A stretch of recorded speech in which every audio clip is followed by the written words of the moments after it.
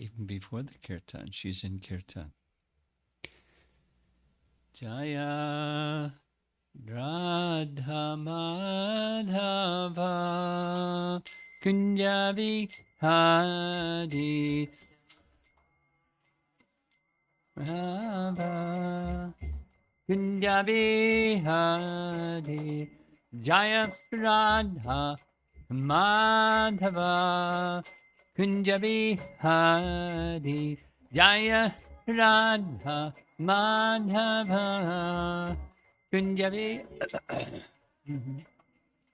Gopi Jana Vallabha Girivardhari Gopi Jana Vallabha Girivardhari Gopi Jana Vallabha Girivardhari Gopi Jana Vallabha Girivardhari Yasodanandana Vrajajanaranjana Yasodanandana Vrajajana Yasodanandana Vrajajanaranjana Yasodanandana Vrajajanaranjana Yamuna Tira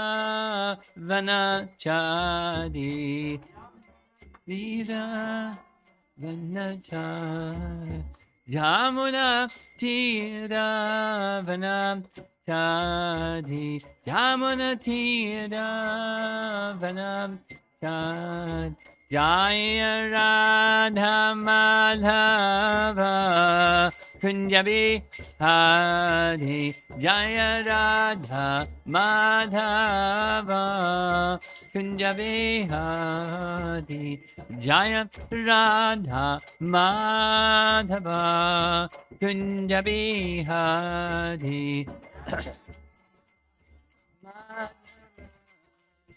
Kunjabi Hari Gopi Jana Vallabha Girivardhari Gopi Jana Vallabha Girivardhari Gopi Jana Vallabha Girivardhari Gopi Jana Vallabha Girivardhari Jasodanandana Vrajajanaranjana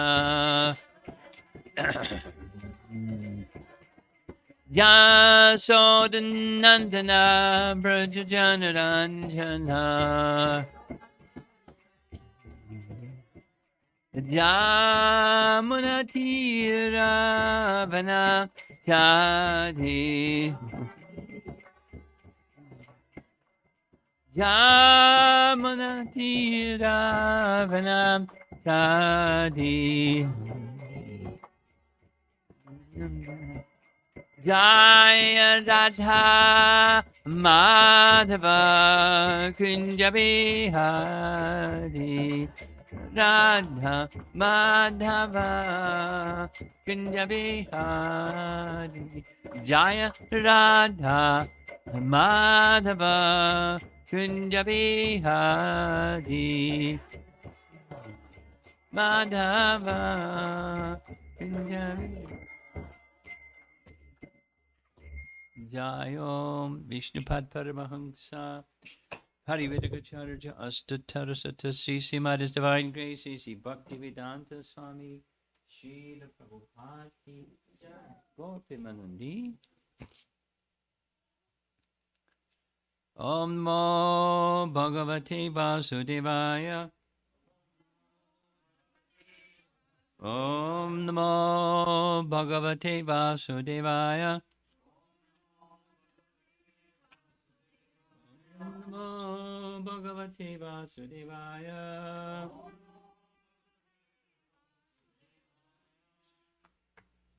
So we're continuing with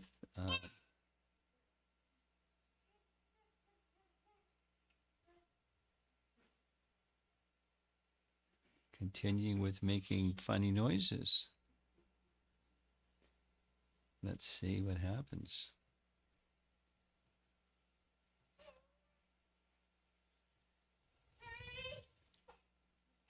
That's what's going to happen. Okay, I thought so. So we're reading from Canto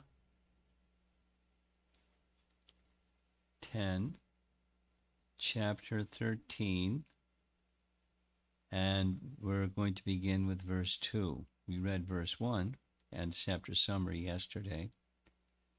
And this is the beginning of what we know as Brahma Vimohan Lila. Moha means bewildered, and Vimoha means big time bewildered. Brahma became big time bewildered by Krishna's mystic power.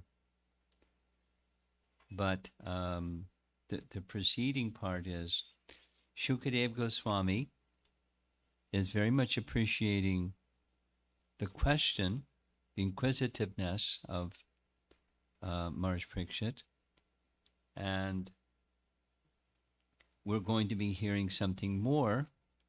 Shankadari has been asking questions two classes in a row. Here's class number 3 on the importance of eagerness for hearing. And there's an explanation given here about how and why and so forth. So the Sanskrit phrase that gets a lot of attention is Sara Vratam. Sara. What does Sara mean? Sara means essence. So Sara Vratam is those who have accepted the essence of life. So what's the essence of life? The essence of life is our eternal relationship with Krishna, Sara Vratam.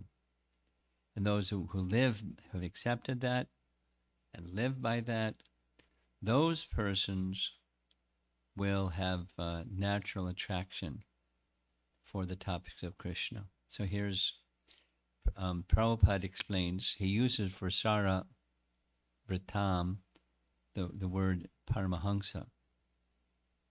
You know what Paramahansa means. The topmost person, the swan-like person, the swan characteristic we'll hear, but Prabhupada would say it many times. A swan has the capacity to take milk from water and just extract the milk. I received a communication about 4 months ago from a GBC member. They were wondering, is it true? Is really that swans can take milk from water? And not all swans can do that. But there's a certain kind of swan that can do that. It's known. They wanted to get one of those swans for New Vrindavan, the Swan Lake, that can take milk from water. But there's a certain type of beak with a certain kind of swan that can extract milk. So a Paramahansa can take nectar from anywhere and not be contaminated by the anywhere, just take the nectar. So Paramahansa. Paramahansas, devotees who have accepted the essence of life, are attached to Krishna in the core of their hearts. And he is the aim of their lives. It is their nature to talk only of Krishna at every moment, as if such topics were newer and newer. They are attached to such topics just as materialists are attached to the topics of women and sex. Purport, Srila Prabhupada's purport. The word Sara Vratam means Paramahamsas. The Hamsa, or swan, accepts milk from a mixture of milk and water and rejects the water. Similarly, the nature of persons who have taken to spiritual life and Krishna consciousness understand Krishna to be the life and soul of everyone.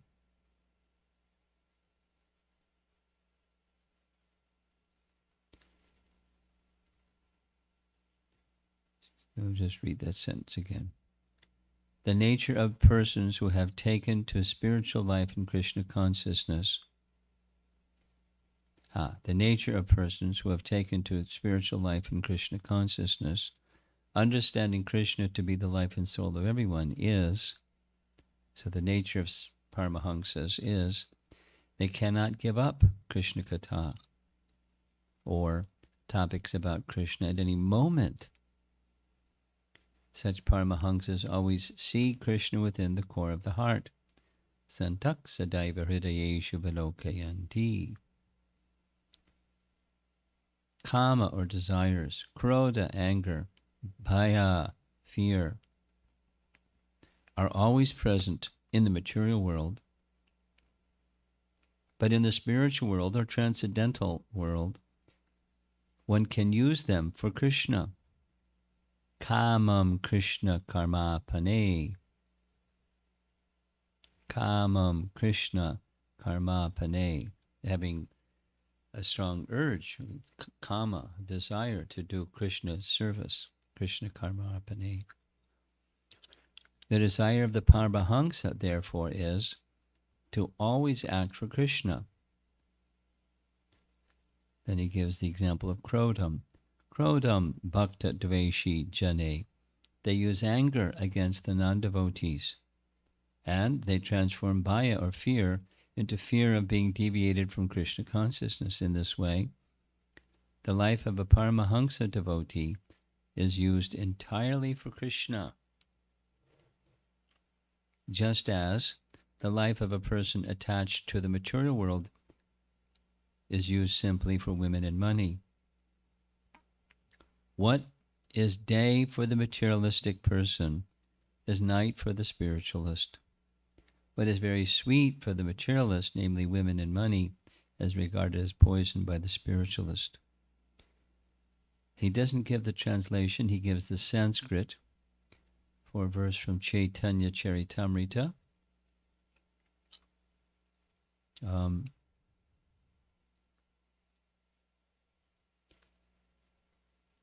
Sadarshanam Vishayinam Atta Yoshatam Cha Hanta Hanta Visha Bhakshanantopi Asadhu. The translation. Alas, for a person who is seriously desiring to cross the ocean of material existence and engage in the transcendental loving service of the Lord without material motives, seeing a materialist engaged in sense gratification, or seeing a woman who is similarly interested in is more abominable than drinking poison willingly. This is the instruction of Chaitanya Mahaprabhu. Actually, the verse is not spoken by Chaitanya Mahaprabhu, but that's okay. It's from Chaitanya Charitamrita. For the Paramahamsa, Krishna is everything. But for the materialist, women and money is everything. That's Prabhupada's purport. Here's Vishwanath writing commentary. Shukadeva continues. So there are these two introductory verses before he starts the narration. This is natural. This it refers to the previous verse. The previous verse is saying having a liking, newer and newer taste for the topics of Krishna. This is natural for those who are Sara Britam, those who accept the topics of Krishna as the essence and goal of their lives. Krishna Katha is the center of their words, hearing, and thoughts, because at every moment they thirst to taste the astonishing names, form, and qualities of Achyuta. As a lusty man is attached to topics about women and sex, the Sara Pratam is intensely attracted to topics about Krishna. We just experienced another great loss. One of Prabhupada's very beloved disciples, Yasomati Nandan, left this world. There's a nice memories of Srila Prabhupada video that's been posted. I mean, it was taken long ago, taken in Los Angeles in the course of his travels. But he tells a really nice story. And I forget the place, but the circumstance was Prabhupada was very ill, and he had somebody looking after him 24 hours because his health was so bad, and he wanted somebody to attend. And so Yasomati Nandan was there, and Prabhupada was asleep, not, feverish and not well at all. And he was, very gently massaging Prabhupada's body. So he tells the story. At 2 o'clock, or 1:30 or 2 o'clock in the morning, Prabhupada woke up, feverish, extended ill health. And immediately, as soon as he woke up, he started speaking to Yasomati Nandana about the importance of defeating the scientific rascals because they're persuading people to think in terms of the body as the self, and it's misleading the whole civilization, and people are in chaotic condition as a result. So, he wasn't like in his deathbed, but he was in a condition that you normally don't think about things like that. You think about, how much pain you're in or something. But it was in Prabhupada's blood. Oh, Krishna Katha.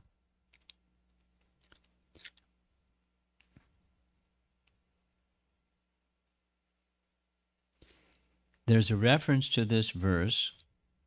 This is 10:13:2, spoken of in Bhagavatam, Canto 10, Chapter 52. And we're going to hear a whole series of verses where the same message that's in this one, 10:13:2, is being repeated in different ways, but the value of the topics of Krishna Katha and the eagerness for those who want to go to the spiritual position to catch up that eagerness of hearing Krishna Katha. So this is spoken by Marj Prikshit to Shukadev Goswami.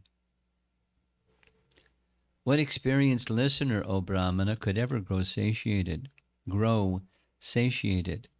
while listening to the pious, charming, and ever-fresh topics of Krishna, which cleanse away the world's contamination? That's the verse. Text 20 from chapter 52. And the commentary reads, because of the nature of the topic, it gives joy. But it also is the root of all dharma. What person desiring dharma would ever be completely satisfied in hearing this topic? Because it is the form of the highest sweet rasa, what person desiring enjoyment would be completely satisfied in hearing it? Since it removes all contaminations of all people, from sin to ignorance, what person who desires liberation would be completely satisfied hearing the topic? Since it bestows bliss of full prema, nitya nutanaha, what person desiring bhakti would be completely satisfied in hearing it? Means more. Completely satisfied is like no more sabji, No more rice. No more chapatis. No more thank you. I'm satisfied. I'm full. So he's saying in commentary like this. It's so special in so many different ways. How can one say, oh no, that's enough? Then he makes reference. Jiva Goswami is making reference to this evening's verse.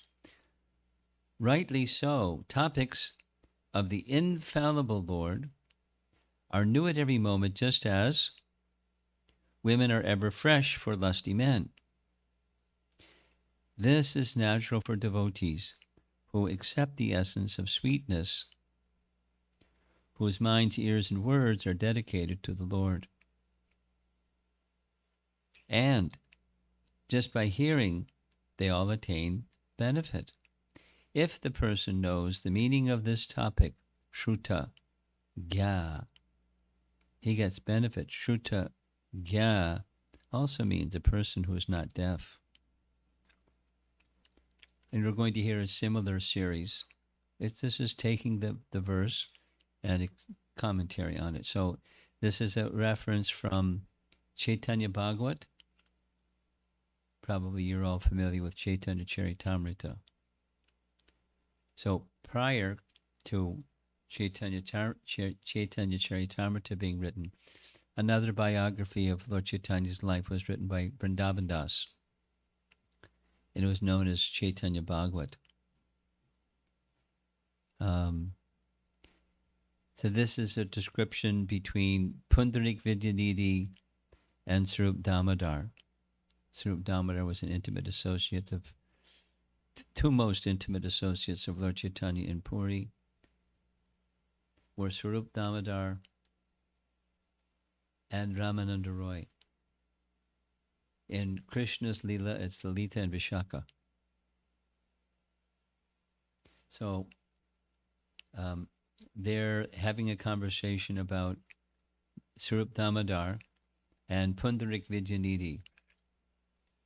Pundarik Vidyanidhi went to tell his friend, Swarup Damodar, about a dream. Because the day before that dream, Pundarik Vidyanidhi was saying it's not right that the Brahmanas are giving starched garments to Lord Jagannath, because starch is impure. You don't give something impure to the deity. And so how can they, there's an annual festival, they give new cloth, starched cloth to Jagannath. So he was saying that the pujaris are wrong. They shouldn't do that. That night, Jagannath appeared in his dream and slapped him silly, and his cheeks were swollen. So Pundarik Vidyanidhi came the next day and told, hey, Swarup Damodar, you know what happened? Look at my cheeks. Jagannath did this. Seeing the Lord, this is Lord Jagannath, seeing the Lord's affection toward Pundarik Vidyanidhi, Swarup Damodar floated in ecstasy. As one becomes happy upon seeing the good fortune of a friend, the two both laughed in great happiness. Damodar Swarup said, listen, my brother, I have never heard about or seen such a wonderful punishment. The Lord appeared in a dream and personally punished you. I have never before heard such a thing, but I can directly see that you have been punished. Cheeks were swollen. In this way, the two friends floated in happiness and forgot whether it was day or night as they continually enjoyed the topics of Krishna. So that's the verse, and here's Bhakti Siddhanta's commentary that's example after example after example after example after example of enjoying the happiness of topics of Krishna. He starts with Canto 1, Chapter 1, Text 19, where it is stated, quote, we never tire of hearing the transcendental pastimes of the personality of Godhead, who is glorified by hymns and prayers. Those who have developed a taste for transcendental relationship with him relish hearing of his pastimes at every moment. That's the sages of Naimisharanya speaking to Sutta. Going back, 113, it is stated, "O expert and thoughtful man, relish Srimad Bhagavatam, the mature fruit of the desire tree of Vedic literature. It emanated from the lips of Shukadeva Goswami. Therefore, this fruit has become even more tasteful, although its nectarian juice was already relishable for all, including the braided souls." Again, first canto, chapter 18. The personality of Godhead, Lord Krishna Govinda, is the exclusive shelter for all great living beings. And his transcendental attributes cannot be measured by such masters of mystic power as Lord Shiva and Lord Brahma. Can anyone who is expert in relishing nectar or rasa ever be fully satiated by hearing topics about him? That was first canto. Now we're going to the 10th canto, and this same verse, text 50 from chapter 52. What experienced listener, O Brahma, could ever grow satiated while listening to the pious, charming, and ever-fresh topics of Lord Krishna, which cleanse away the world's contamination? In Srimad Bhagavatam, Canto 4, Chapter 20, this is spoken by Prithu Maharaj, an incarnation.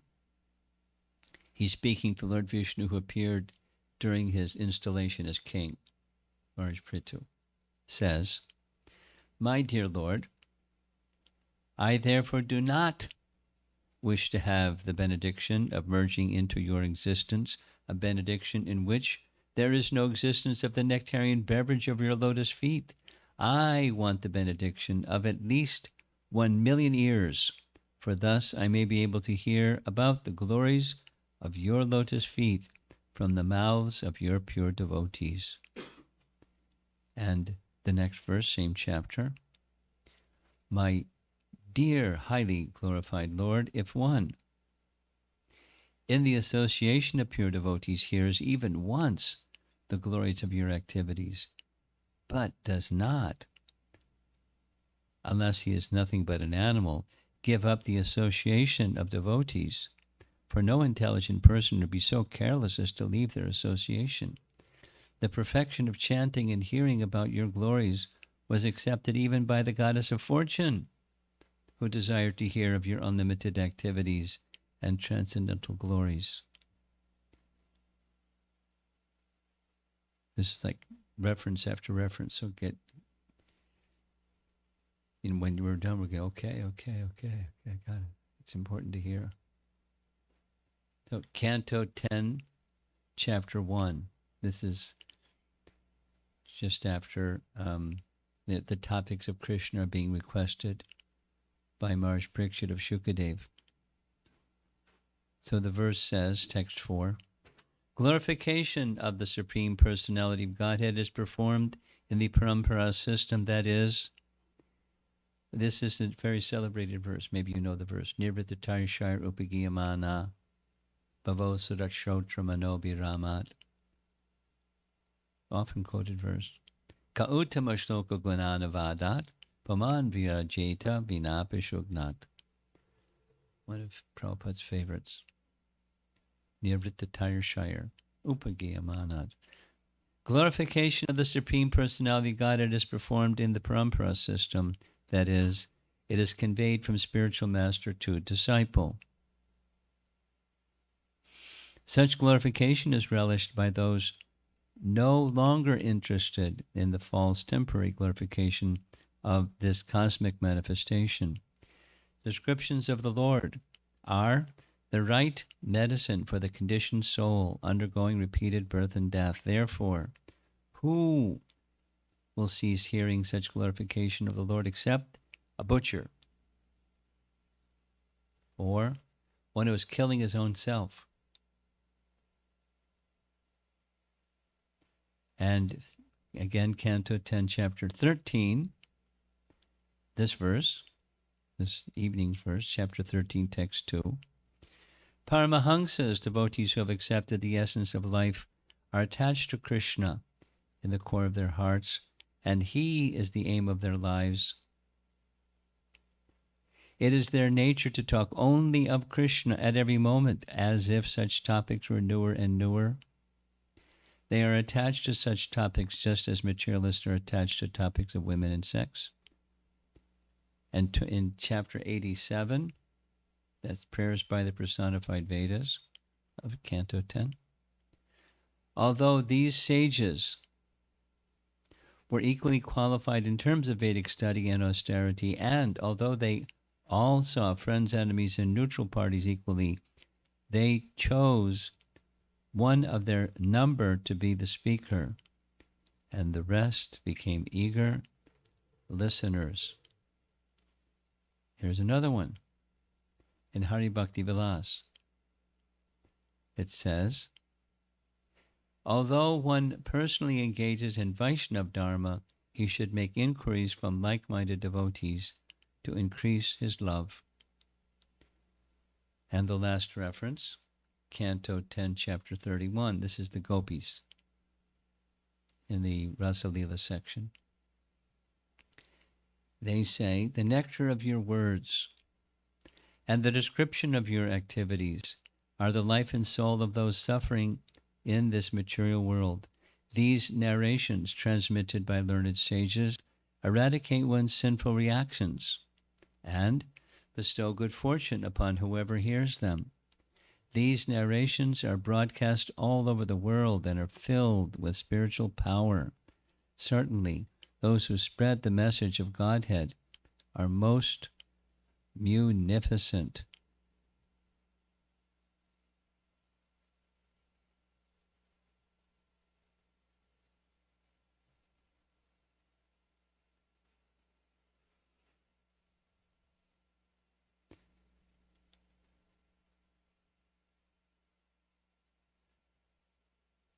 Now the last is, this is Satsrup Maharaj writings.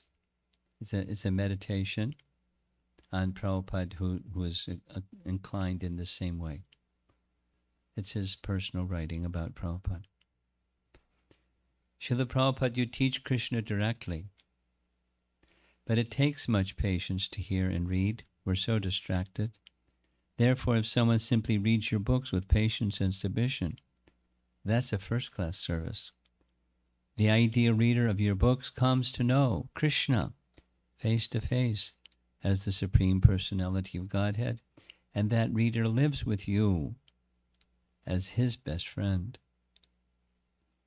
The ideal reader doesn't have to be one of those who associated with you personally in your Vapu form, although he or she likes to hear such Prabhupada pastimes. But he likes best of all the times when he reads your books. Then he is with you in Krishna.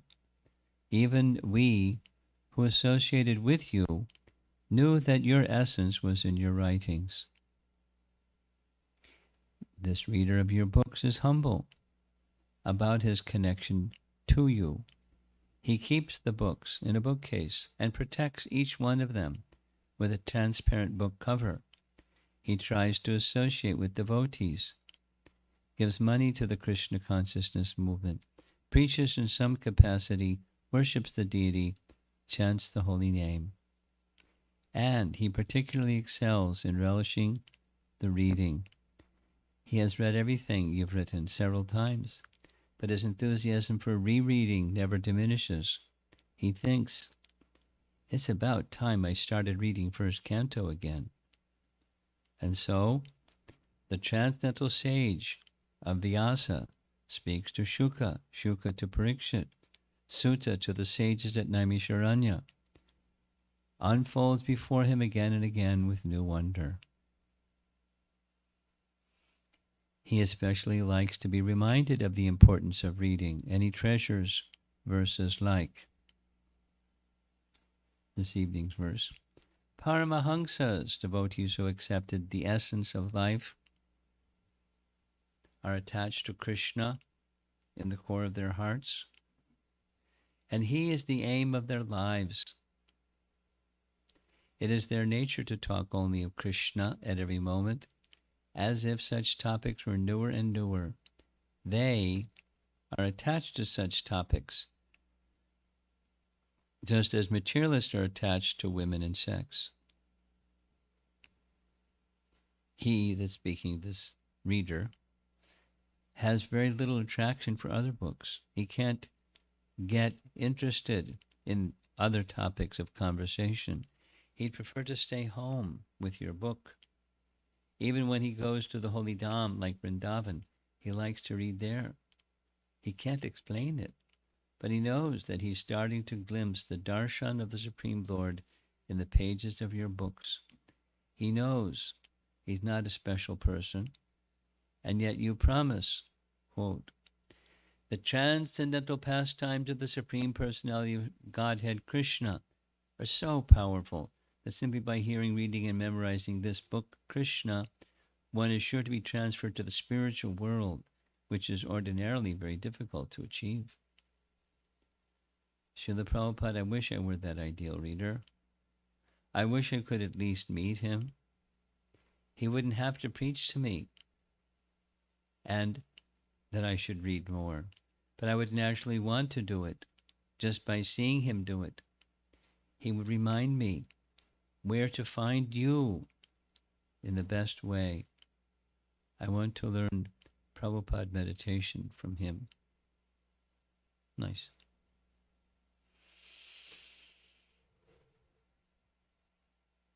So the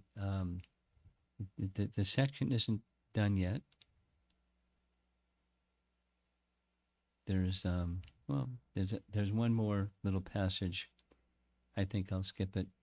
It's some glorification of Jayananda. Jayananda, Prabhupada disciple, the Rath Yatra Acharya Jayananda. And he's known for his humble and untiring service, but it's also his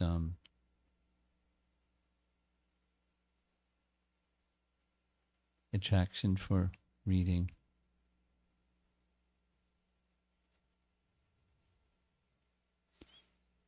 Okay.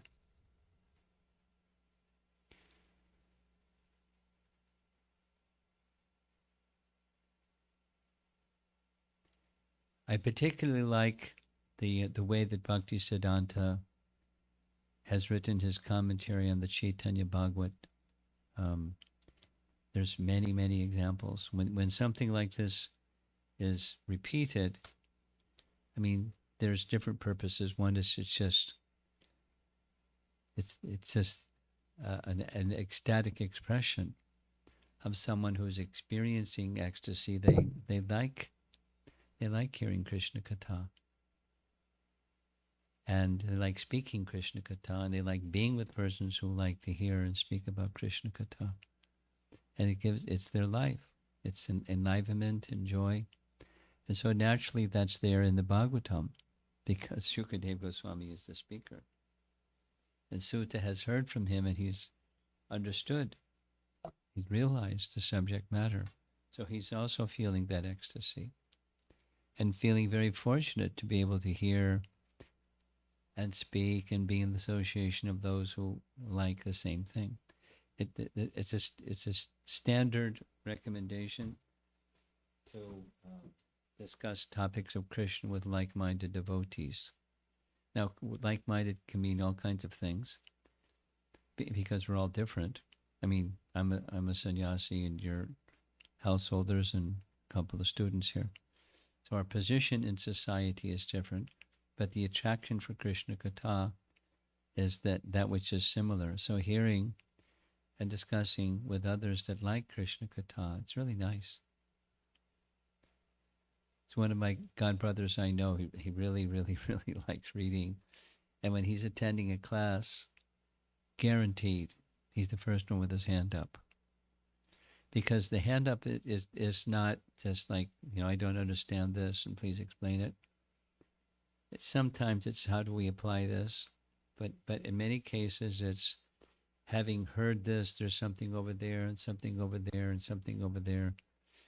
Like a sharing of Krishna Katha topics. Just just very natural when you get together with other people that like Krishna Katha. There's discussion. And it can be all kinds of different discussions. Appreciation, how does this fit together with that? Application questions. Turning the topic in many different ways. It's that's it. That is also Sankirtan. Bhaktisiddhanta described because he's a follower of Chaitanya Mahaprabhu, he would make regular reference to the Sankirtan of the holy name as the prime benediction for humanity at large, because that's in his Shikshastaka of Chaitanya Mahaprabhu.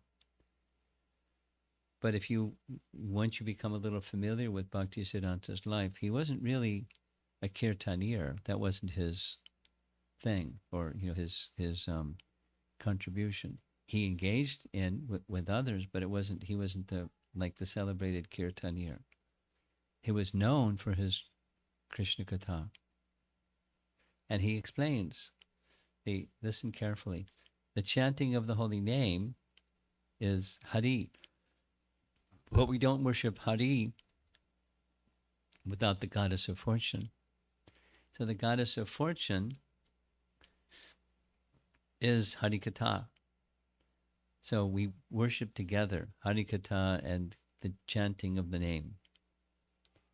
This is Radha Krishna worship.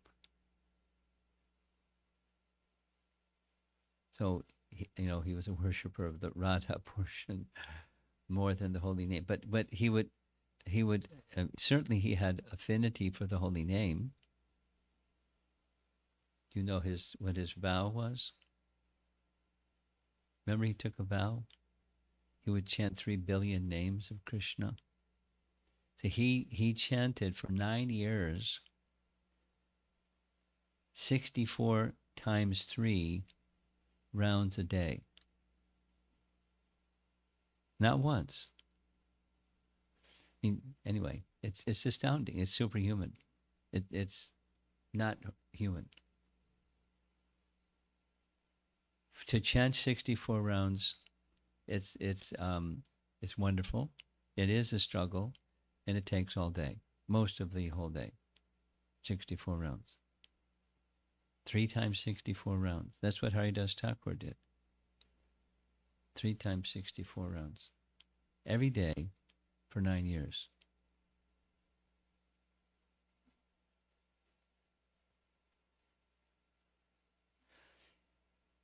And then he went and preached. So certainly he had attraction for the holy name. You can't do that. One of his teachings about chanting is when you don't have attraction, he uses this word. He's really good with English language. It effaces the contaminations of the soul. And you look up in the dictionary, because you often have to do that with Bhaktisiddhanta's language. Efface is commonly used where there's coins rub together. After some time, you can't read the date anymore because they've rubbed against other coins. That's where the word efface is used commonly. Coins that rub together, you can't see the distinction anymore.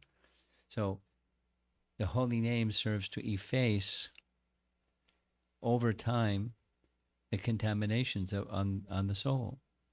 And what are you left with? The soul that's not contaminated. So continue chanting.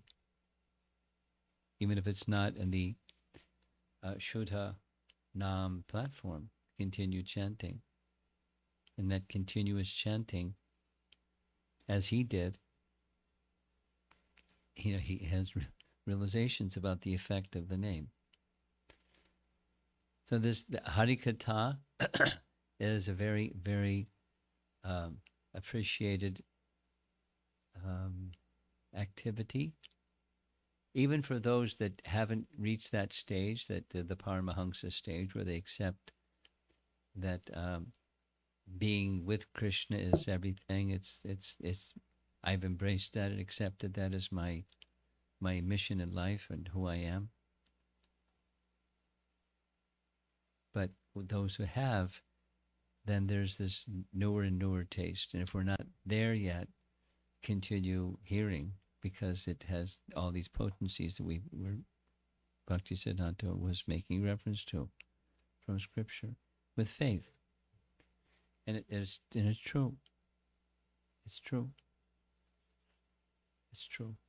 There's so much power in this message.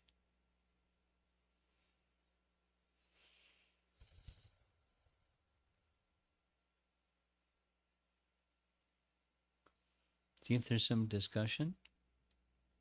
There's one other point I wanted to make, and I forgot what that other point was. Maybe I'll remember it as we go along.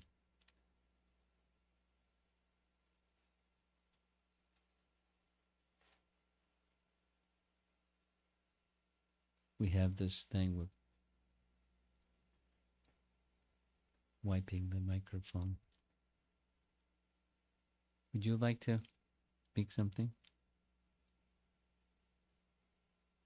Hare Krishna, Guru Maharaj. It might be like a kind of a confession or a clarification. Like, would like to connect the desire with the prayers. Sometimes I feel there is a disconnect between the desire and the prayers. Like, I need to strengthen my prayers, but sometimes it is more of materialistic. Like, the day starts and the prayer starts from like how to make the day better. So like even for simple aspects, I depend and I pray to Krishna to get it done successfully. It might not be completely towards the spiritual progress, but even for simple aspect like to get some simple things done, I depend on Krishna's mercy. But as it goes, as the day goes, any challenges comes, so it is like more of goes towards that.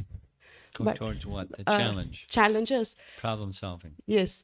But my desire, internal desire is I should not be only depending on praying to get them done, but my prayer should be towards how can I develop attachment and how can I be in at least a simple service to Krishna. But that is their desire that I understand theoretically and I'm trying to practice. But I'm somehow miserably, regretfully failing at the end of the day that where did I go and how did this happen? Like, how can I strengthen my prayers? So sometimes I remember that 4:11 Bhagavad Gita, like the reciprocation and surrender. So have I not surrendered completely? Or that is why the reciprocation is limited? Or how can I proceed? Or I need your blessings. Nice expression.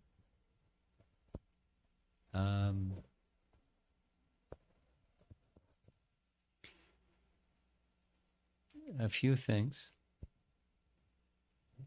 What you're doing sounds like the right thing.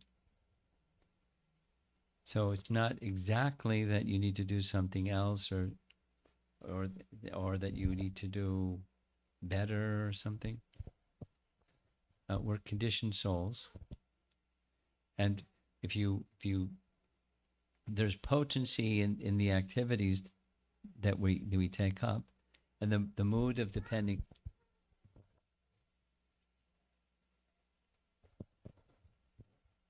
The mood of depending upon Krishna to be successful, even in the worldly aspect of life, etc. That's, the verse from Bhagavad Gita. 4 types of pious people render devotional service unto me. So even when we want something from Krishna, That's what pious people do. They go to Krishna for something they want. But then when that something they want gets satisfied, or this other paradigm happens where some unexpected obstacle arises, and then I go away from depending upon Krishna, get more into problem solving and acting in the material realm. That's unsteady bhakti. So again, it's consolation, but what you're just described is par for the course. It's not so. There's not something wrong with you or something like that. It's just turn your attention, continue to apply your attention to the for the pleasure of Krishna aspect.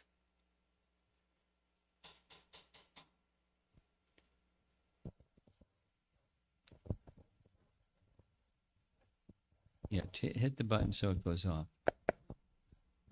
Okay.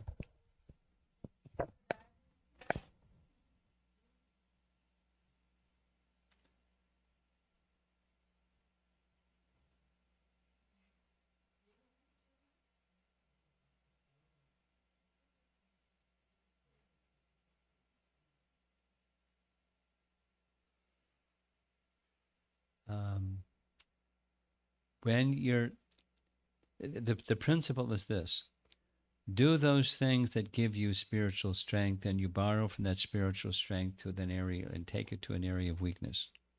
That's the principle.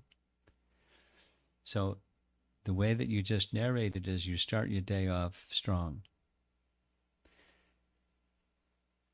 Borrow from that strength. Continue to do the strong and borrow from the strong and take it over into the realm where it's not so strong. So, and you practice and you practice and you practice and you practice and you practice, and that strength will go to that area that's not so strong. Unsteady bhakti is due to what? It's due to the impurities. So the bhajana kriya works to eradicate the impure things. But it's not just the behavior of bhajana kriya, it's the consciousness of bhakti. Light displaces darkness. Bhakti displaces the being in the material world and becoming absorbed in the material world through problem solving.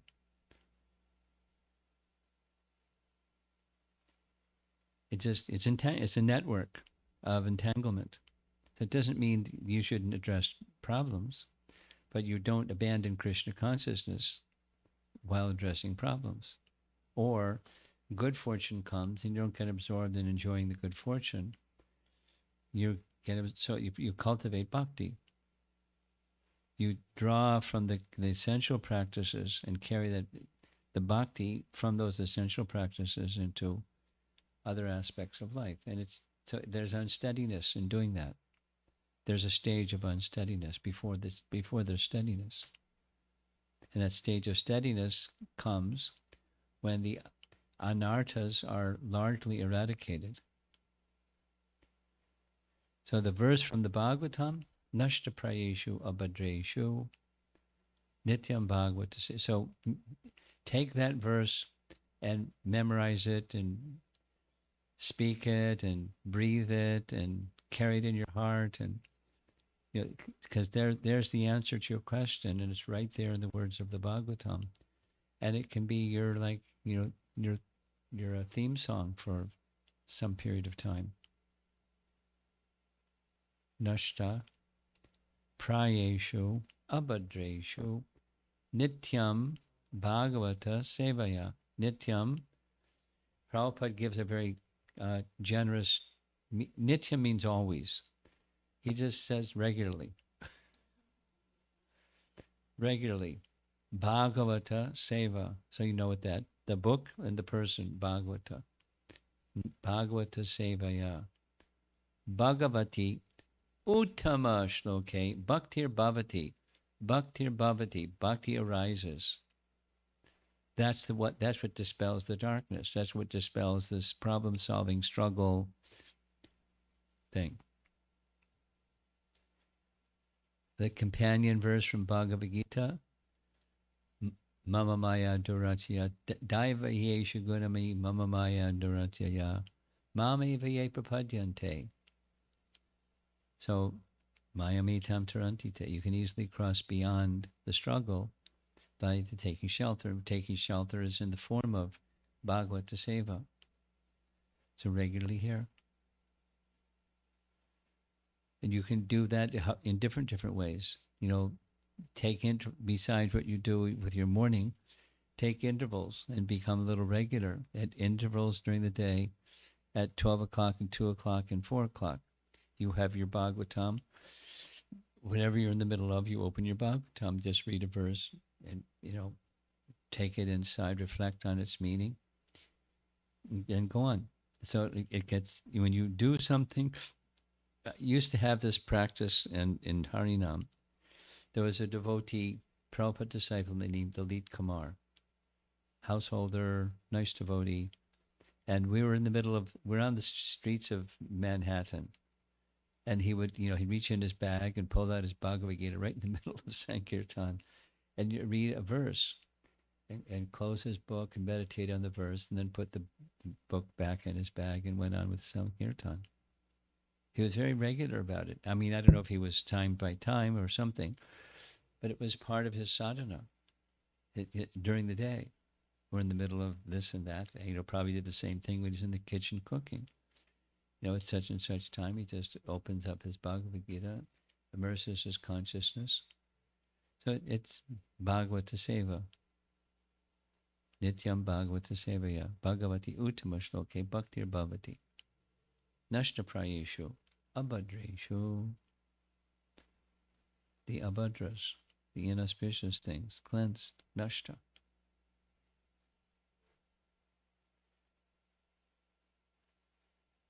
Okay. Microphone.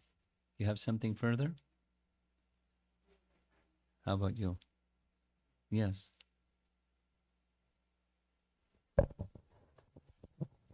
Hare Krishna Maharaj. The most of the time, the material desire is winning, Maharaj, for over the They win. Yeah, winning. So we have a desire, and as well as for we have a strong desire, and as well as for vairagya to do this. But situations and circumstances forcing to it's winning. So how to overcome? Same. The words are different, but the spirit of the question is quite similar.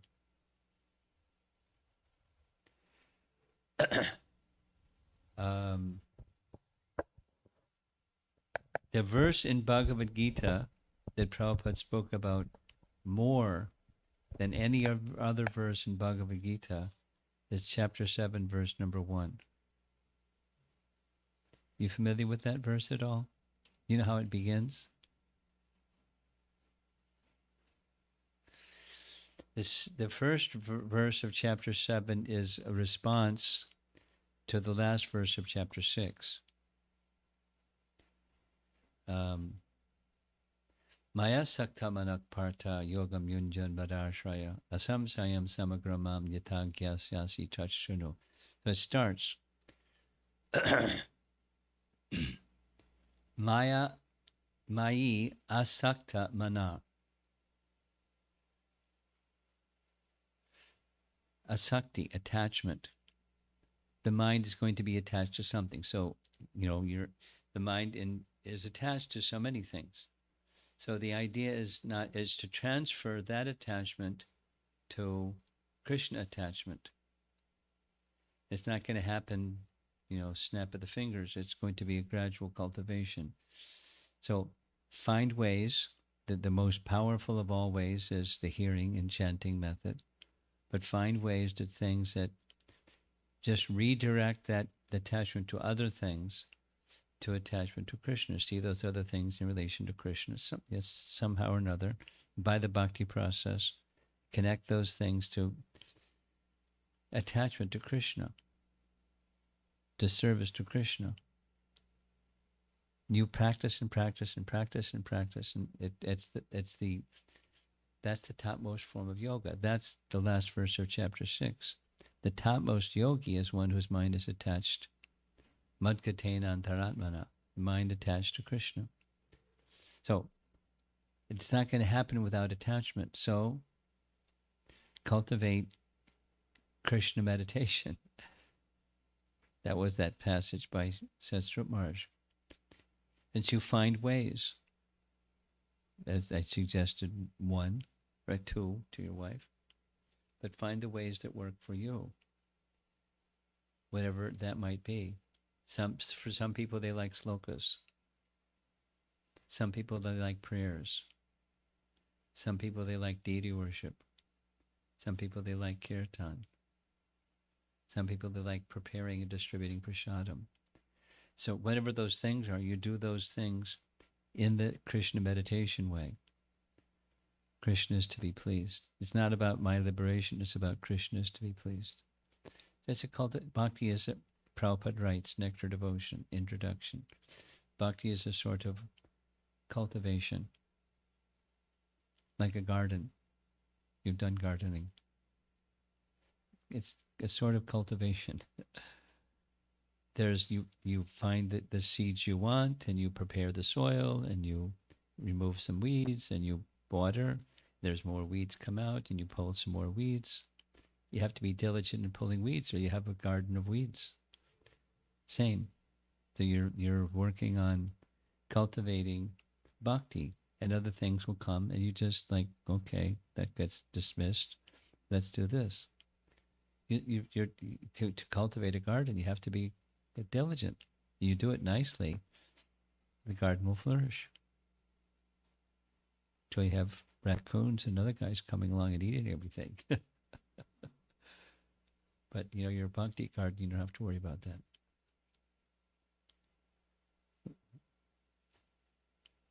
Cultivation. In our back row, how about anybody back here?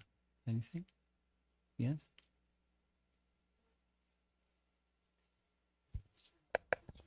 You're on. Okay. So, do we have to do prayer every day? Do you have to do prayer every day? I mean, if you do worship every day, do, good things happen to you? Yeah. Well, it's not like you have to. No, I'm saying, if you want to do, good things, will, God, I don't know how to say it, not punish you or something? Well, I'm not sure what you're asking. Are you asking, is there's an obligation, or you're going to get spanked if you don't? Is that what you're asking? No. What are you asking? I'm asking, if you worship every day, at least twice or once, is there, anything good gonna happen? Oh, yeah. Well, the fruit, there's several good things. You're displacing unwanted things with wanted things. That's wanted. Mhm. And by doing once or twice a day, you're developing a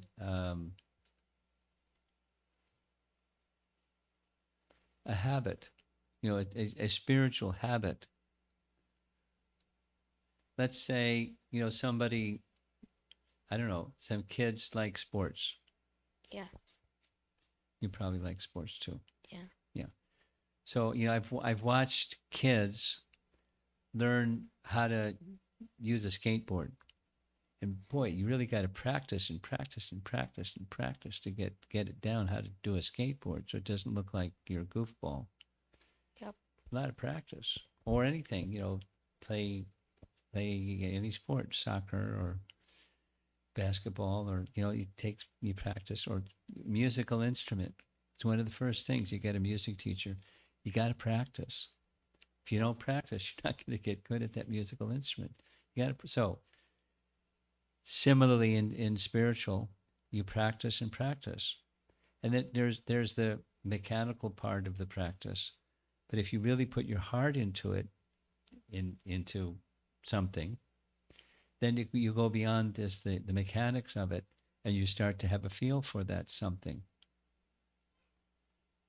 So Whether- like if you practice, you get like used to it. So you get a feeling for what is besides the prayer and the offering of an incense stick or something.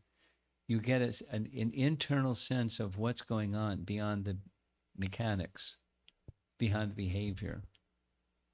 So that's a benefit. Your question was, what's the benefit of doing something on a regular basis? I'm expressing there's a sense of connectivity with the worshipped. Yeah. The Sanskrit is ashraya vishaya, the abode of love and the object of love. And it's the cultivation of relationship by regularly extending yourself. I'll give a little example. It's a worldly example, but it applies. Prabhupada explained many times, in Vedic culture, young boys and young girls were married when they were young. They didn't have any sense of boy-girl stuff, but they were married. It was just the culture. So they didn't stay together. The boy grew up in his family, but the girl, on his birthday, she would bring something nice. And probably her mother helped her bake a cake or whatever it was. And then he has this sense. Here's this nice little girl, and she's bringing me this nice cake or whatever it is that he likes, and she makes it. So they're developing a relationship. He likes her, she likes him. They don't know nothing about nothing other than they got married. But they have some affection for one another over a period of time. Yeah. So when it comes time for when they're old enough to know what being married means, they already have that relationship. Similarly, it's different, but similarly, by even in this, this stage of your life, young, you do something, that you make some offering and say some prayers. And by doing it, at least the potential is there, there's a sense of connectivity with the object whom you're offering something to, the person who you're offering prayers to, the person who you're offering the water and the incense and the flower to. It's a relationship. It can stay in the mechanics, but it can go beyond that. A real sense of connection between myself and, where all the flowers and incense sticks and water came from. That I'm just offering something back out of love. It's a relationship. And then it starts to fill your life in ways that it's beyond just that, what you did each day, or morning and afternoon, or morning and evening. It becomes part of your life. That sense of affinity, or affection, and connection. So then when you go off and do other things in your life later on, you're busy, doing stuff, that sense of connection stays with you. So even though you don't do it, you have that feeling to do it. Yeah. Well, it's yes. And the sense of I want to do it, not because I'll be punished if I don't. No, I'm not saying Okay, I'm not saying that you are saying that, but some people do. That's one of the ways of Christianity. Sorry to say, is if you don't, you're going to burn in hell. You're going to get spanked real bad. If you don't do this, you're going to go to the bad place. It made me specifically. You'll burn in hell. So you better, because you don't want to burn in hell. So, but that's not a very elevated kind of motivation. So I'm not saying that you're saying that. Some people do. But the real benefit is having a loving relationship. That's the real benefit. And then, yes, once that loving relationship has some foundation, it's with you, whether you're doing or not doing, because the loving relationship. So I also have one more question. Okay. Why did God put bad and good people in the world? And why does he give us like problems and like to solve? Okay. Well, the good people that are in this world are also bad people. I mean, this is a fundamental understanding. We don't in the jail, in a Yeah. prison. There's really hardened criminals, and there's people that broke the law and they're in the jail. Mhm. But anybody that's in the jail is because they're lawbreakers. They're more vicious lawbreakers. There's an A-class prison cell and a 10th class prison cell. There's solitary confinement for really vicious people that'll just strangle everybody if they're near anybody. Mhm. So they have solitary confinement for such people. But it's not uncommon that some people, wealthy people, aristocratic people, they're given a Class A prison cell. But it's prison. They're good. They broke the law. So they have to be put in prison for some period of time. So good people are also wouldn't be here if it weren't for violation of law.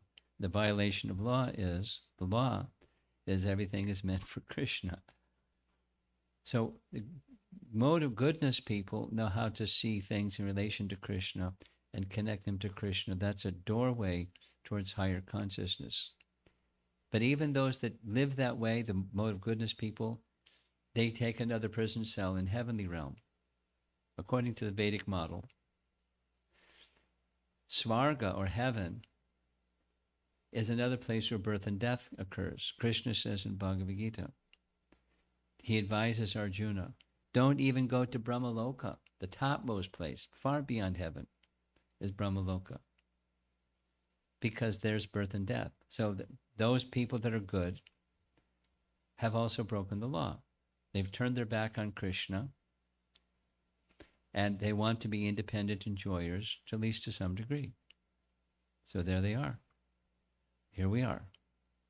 Good people and bad people are all bad people, just degrees of good and degrees of bad, but they're not pure. The goal is to become pure. What does pure mean? Beyond good, pure is it's squeaky clean. There isn't anything else but one thing.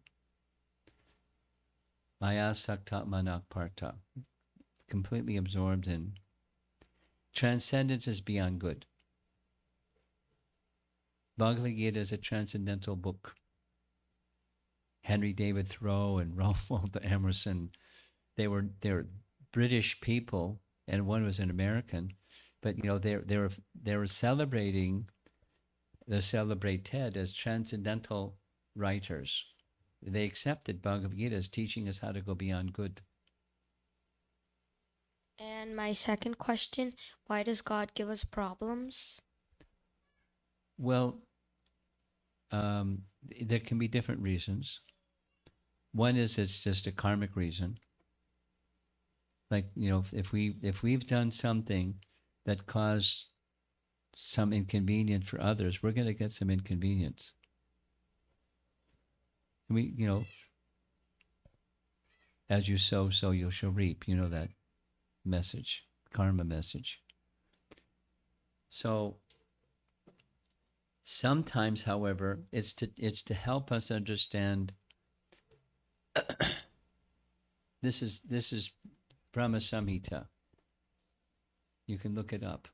Check 61, Brahma Samhita. Yes, Twindra, I can say the Sanskrit. Yes, Twindra Gopamata, Vendra Mahosva Karma, Bandhana Romapada Bhajana Matunoti, Karmadi Nirta Hita Kintuja Bhakti Bhajam. The verse says, from the highest, Indra, down to the germ named Indragop, all get their karma. But for the devotees, there may be some problem or some difficulty or tribulation. that has another purpose besides here's your karma. It's to uproot the very tendency for material identification or ignorance. It's like a slap in the wrist compared to karma. It's just a reminder we don't belong here. It's a tribulation or a problem that comes as a reminder to help us go beyond the material identification that we're like absorbed in. We're absorbed in it. It's all around us. And there's reinforcement left, right, and sideways. So sometimes, in some cases, for devotees, tribulation or problems come to help us get extracted from nescience or ignorance and the very tendency to try to be the enjoyer of the temporary. The temporary is meant to be offered to the Supreme, the source of everything. That's a life of devotion. That's transcendence. That's beyond good. Okay. Okay. Nice questions.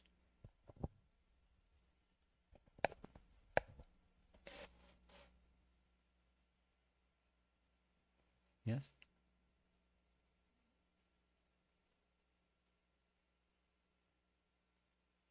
Hi, Gurudev. Uh, Gurudev, I never continued my practices of Krishna, like puja. What we call Puja. puja, yeah. I connected with, I want to connect with him. For some day, for a few days I do, but after some time again I lost. Same that what these two Same, said. yeah, it's same. So unsteady bhakti, Yeah. anishtata bhakti. It's a Sanskrit phrase for what you three are describing. Anishtata bhakti. Maybe you can. They're in your bhakti vriksha group. Whose bhakti vriksha group are you in? Huh? Okay. Yeah. There's a you can. I made some seminars. You can check with Vangsidhari. He can send the links for Madhurya Kadambini. You three are asking the same, variety of the same question.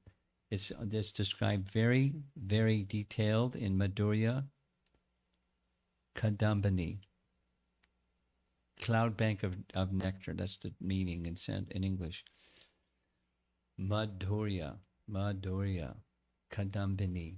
So unsteady bhakti has its obstacles. The cause is the obstacle, and overcoming the obstacles. And from the unsteady to steady. And there's stages of unsteady. There's causes of unsteadiness. It's all described in this nice book, Vishwanath Chakravarti Thakur. It's part of the bhakti process. But with minus the detail, the principle is faith in the activities that make the heart pure. And there are standard activities that make the heart pure. The main activity is sound, transcendental sound. So that mantra, the scripture, the katha, worship connects, but even with the worship, it's the sound vibration connected with the worship that keeps the consciousness steady and elevated. And then there's stages of obstacles to overcome. Madhurya Kandamini. So don't worry. The unsteady is standard. Unsteady comes before steady. Okay, thank you. And so stay with the means to make the heart pure. This nashta prayeshu abhadreshu nityam bhagavata sevaya. Okay, Okay, thank you. you're welcome.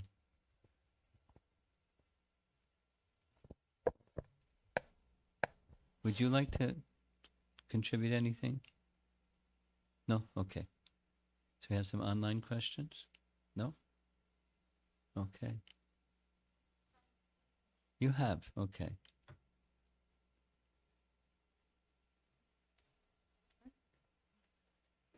Mask, so I can hear your voice.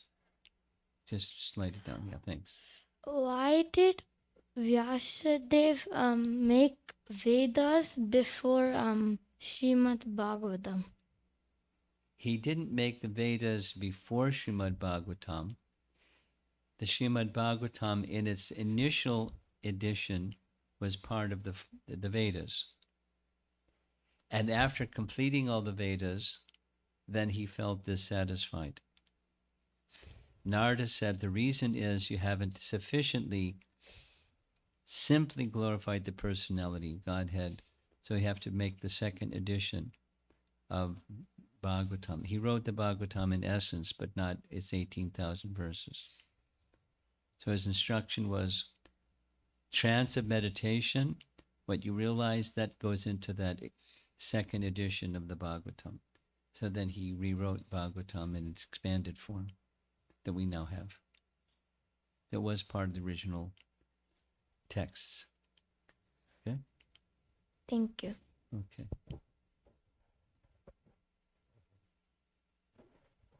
I think we're good. Hare Krishna. Prabhupada ki jai.